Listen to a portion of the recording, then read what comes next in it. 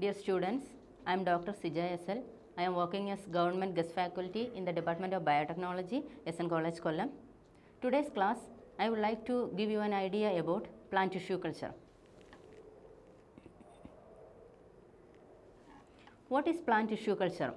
Plant tissue culture, it is the in vitro cultivation of plant cells, tissues and organs on a suitable nutrient medium under controlled condition. That is, here we are cultivating the plant cell in a glass vessel or culture vessel. That's why plant tissue culture is called in vitro culture. And we can use any type of plant parts for plant tissue culture, such as leaf, stem, root, node, internode, etc. So, the plant parts which is used for in vitro culture is called explant.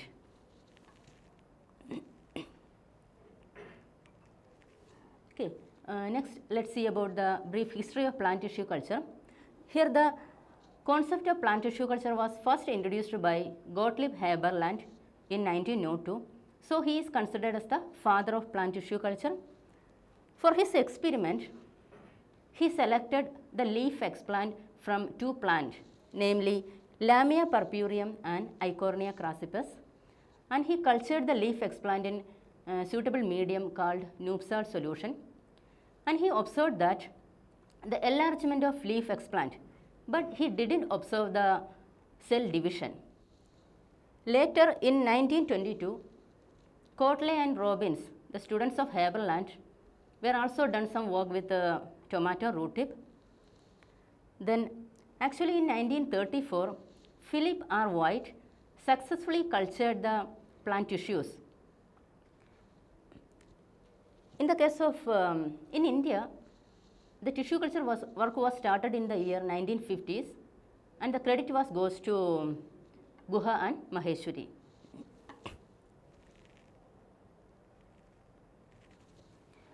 Next, let's see about the totipotency. What is totipotency? It is a basic principle of plant tissue culture. Totipotency means it is the ability of a plant cell to develop into entire plant. It is one of the advantages of plant tissue culture. Whereas in the case of animal cell culture, only the stem cells, they are having the ability to develop into different types of cells or different cell lineages like brain cells, liver cells, etc. So, it is one of the advantages of plant tissue culture compared to animal cell culture.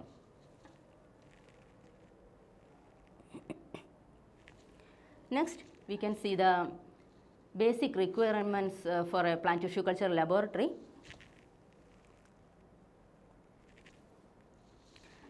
First of all, a plant tissue culture laboratory should have a proper washing area and should have storage facilities.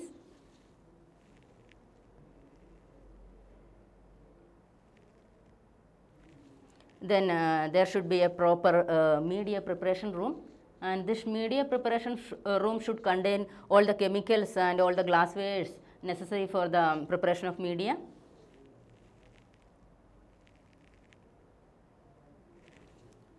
Then there should be a proper aseptic transfer area. That is, here we are using a laminar airflow cabinet for transferring the explant into culture media. That is, this laminar airflow cabinet, they are providing suitable aseptic condition or a sterile environment for the transfer work. And here also you can see the laminar airflow here.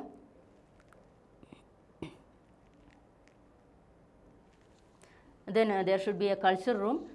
It provides an artificial environment for the growth and development of a plant cell, and there should be a proper light regulating system and temperature regulating system. And here the temperature is maintained at 25 plus or minus 2 degrees Celsius. And here you can see some of the tools and instruments which is used for plant tissue culture.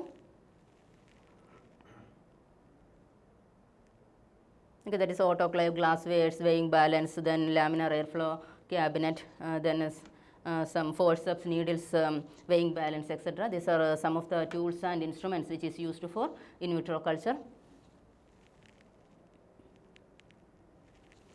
Okay, next we can go through the basic steps of plant tissue culture. These are the various steps which is involved in plant tissue culture work.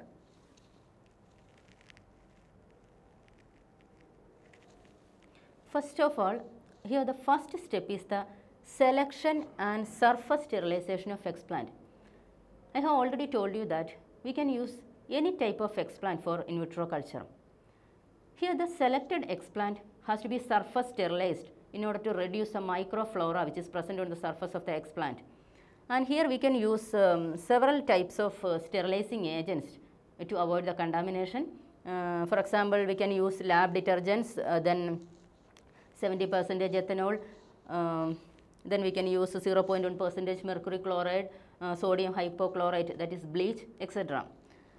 Here the process step and the time duration, etc. has to be standardized, and it may vary from explant to explant, and it may vary from species to species.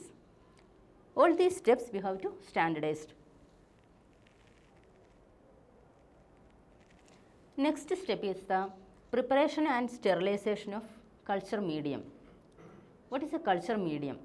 Culture medium means it is a substrate which contains all the essential nutrients necessary for the growth and development of a plant cell. Actually, a medium contains 99% of water and the remaining 1% nutrients like macronutrients, micronutrients, then plant growth regulators, carbon source, then gelling agents, etc. Here we have to also maintain the pH of the medium, and this prepared medium has to be sterilized to avoid the contamination or to avoid the microflora which is present in the medium.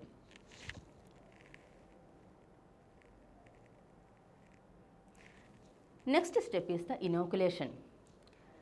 Inoculation means it is a process of transferring the surface sterilized explant into culture bottle or culture media, and it is carried out inside the laminar airflow cabinet.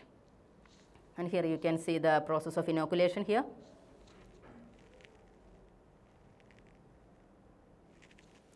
Next step is incubation.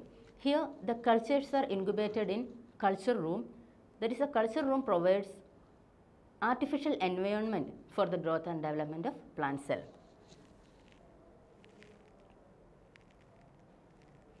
Next step is hardening, or it is a transfer of plantlets to soil.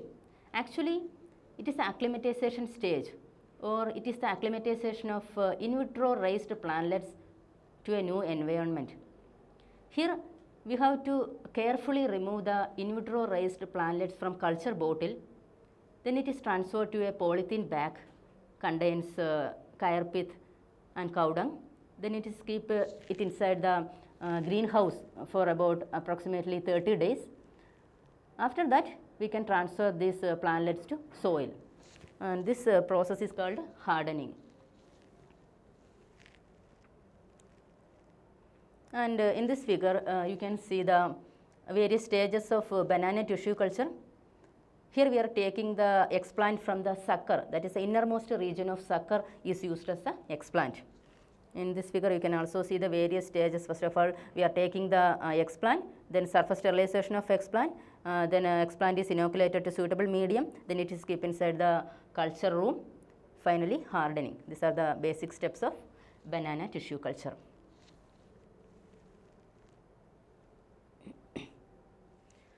Next, I would like to tell you the applications of plant tissue culture. That is, plant tissue culture, it is having lot of applications. Here I am discussing some of the application of plant tissue culture. First of all, micropropagation. That is, we can produce large number of plantlets within a limited period of time and within a limited space. And next, we can also produce disease-free plants. For example, if you are taking meristem as the explant, we will get virus-free plants. Meristem means there we can see highly dividing cells and there is no vascular bundles and all. So there is no presence of virus. So we will get virus-free plants if you are taking meristem as the explant. Next, it can be used for the production of secondary metabolites. We know that the plant produces only limited amount of secondary metabolites in natural way. While we are using in vitro culture, we can produce huge quantity of secondary metabolites. And it helps to avoid the use of endangered or rare plants as such in pharmaceutical purpose. Next application is the germination of seeds in some horticultural crops. That is, in the case of orchid seed, it can naturally germinate, but while using in vitro culture technique, we can easily germinate the orchid seeds. Next, we can also develop transgenic plants, and many somaclonal variants etc. can be produced through in vitro culture. That's all about my topic. Thank you.